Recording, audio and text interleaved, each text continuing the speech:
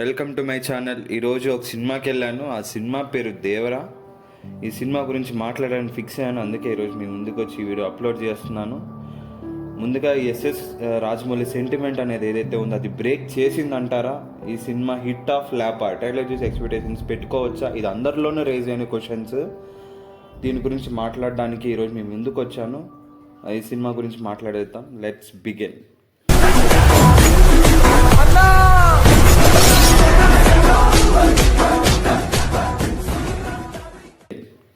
SS Rajamouli sentiment గురించి మాట్లాడాలి అంటే ఖచ్చితంగా బ్రేక్ చేసింది అంటాను.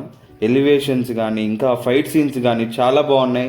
ఆ బీచ్ యాక్షన్ సీన్స్ కానీ ఫైట్ సీన్స్ చాలా బాగా తీసుకొచ్చారు. చాలా బాగా క్లైమాక్స్ అనేది చాలా బాగా తీసుకొని వచ్చారు. ఈ సినిమా అయితే హిట్ ఆఫ్ బ్లాక్ బస్టర్ అంటే నేను రెండు చెప్తాను. నా ఒపీనియన్ ప్రకారం అయితే కొన్ని సీన్స్ దగ్గర మాత్రం కొంచెం డిసప్పాయింట్మెంట్ అనేది ఉంది.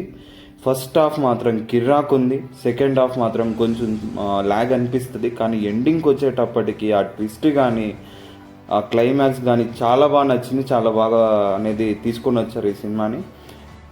ట్రైలర్ని చూసి ఎక్స్పెక్టేషన్స్ పెట్టుకొని పోవాల్సిన అవసరం అయితే లేదు. One time watchable. NTR die hard fans అయితే 2-3 సార్లు వెళ్ళొచ్చు. క్యారెక్టర్స్ గురించి వచ్చేటప్పటికి ఎన్టీఆర్ దేవరా క్యారెక్టర్ మాత్రము చాలా బాగా ఉంది. చొక్కా చింపుకునే అంత రేంజ్కి తీసుకొచ్చాడు. సైఫ్ అలీ ఖాన్ క్యారెక్టర్ గురించి వచ్చేటప్పటికి బైరా క్యారెక్టర్ చాలా బాగా చూపించారు. విలనిజం అనేది చాలా బాగా తీసుకొని వచ్చారు. ఇంకా జాన్వీ కపూర్ అంటారా? జాన్వీ కపూర్కి వచ్చేటప్పటికి ఆ హీరోయిన్కి అంత ప్రాధాన్యత లేదు ఈ మూవీలో అని అనిపిస్తుంది నా ఒపీనియను. ఇంకా సినిమాటోగ్రఫీకి వచ్చేటప్పటికి చాలా బాగుంది, చాలా ప్లెజెంట్గా ఉంది. ఇంకా మ్యూజిక్ కానీ ఆ బ్యాక్గ్రౌండ్ స్కోర్ కానీ ఫాదర్ అండ్ సన్ సెంటిమెంట్ కానీ చాలా వర్కౌట్ అయింది. ఆ డ్రామా కూడా చాలా బాగా తీసుకొని వచ్చారు ఈ సినిమాకి. మొత్తానికైతే ఈ సినిమా నేను కిర్రాకుందంటాను.